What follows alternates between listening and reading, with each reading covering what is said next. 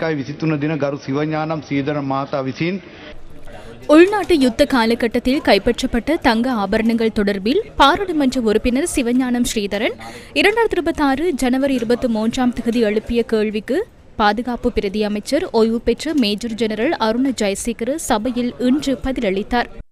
ஸ்ரீலங்கா யுத்த ஹமுதா விசின் கிசிந்து அவஸ்தாவகதி இலங்கை இராணுவத்தினால் எந்தவொரு சந்தர்ப்பத்திலும் வடக்கு கிழக்கு தமிழ் மக்களிடமிருந்து எவ்வித தங்க ஆபரணங்களும் பெற்றுக்கொள்ளப்படவில்லை. எனினும் கிளிநொச்சி மற்றும் முல்லைத்தீவு பகுதிகளில் மேற்கொள்ளப்பட்ட இராணுவ நடவடிக்கையின் பொழுது LTT முகாம்கள் மற்றும் அதனை சுற்றியுள்ள பகுதிகளில் சேமித்து வைக்கப்பட்டிருந்த சுமார் 150 கிலோகிராம் எடையுடைய தங்க ஆபரணங்கள் கைப்பற்றப்பட்டுள்ளன. இந்த தங்க ஆபரண தொகுதி இராணுவத்தின் பொறுப்பிழந்த நிலையில் தற்போது உரிய ஒப்படைப்பு செயல்முறையின் ஊடாக கௌரவ நீதிமன்றத்தில் ஒப்படைக்கப்படுகின்றது. இந்த செயல்முறை நீதிமன்றம், குற்றப்புலனாய்வு திணைக்களம், ரத்னக்கல் மற்றும் ஆபரண அதிகார சபை மற்றும் இலங்கை மத்திய வங்கியின் பங்களிப்புடன் இடம்பெற்று வரும் சிக்கலான பொறிமுறையாகும். அத்துடன் எதிர்வரும் 3 மாத காலப்பகுதிக்குள் இந்த ஒப்படைக்கின்ற செயல்முறையை முழுமையாக நிறைவு செய்வதற்கு எதிர்பார்க்கின்றோம்.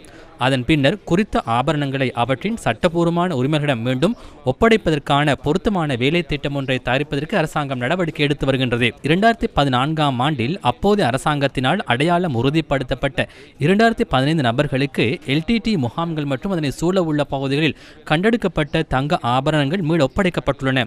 எஞ்சியுள்ள தங்க ஆபரணங்களை சட்டபூர்வமாக நீதிமன்றத்தில் ஒப்படைக்கும் செயல்முறை நிறைவடைந்த பின்னர் அதே போன்றதொரு பொருத்தமான வேலை திட்டத்தின் கீழ் உரிய உரிமையாளர்களிடம் ஒப்படைப்பதற்கான ஏற்பாடுகள் தற்போது மேற்கொள்ளப்பட்டுள்ளன. அந்த அனைத்து ஆபரணங்களிலும் உரிமையாளர்கள் தொடர்பான தகவல்கள் இலங்கை இராணுவத்திடம் இல்லை. எவ்வாறாயினும் இது தொடர்பான நீதிமன்ற செயல்முறையின் பின்னர் பொருத்தமான வேலை திட்டம் ஒன்றை முன்மொழிவதற்கும் அதன் பின்னர் குறித்த நடவடிக்கைகளை மேற்கொள்வதற்கும் தற்போது ஏற்பாடுகள் செய்யப்பட்டுள்ளன. සුදුසු වැඩපිළිවෙලක් යෝජනා කිරීම සහ ඉන්පසු ඒ කටයුතු කිරීමටද කටයුතු සකසා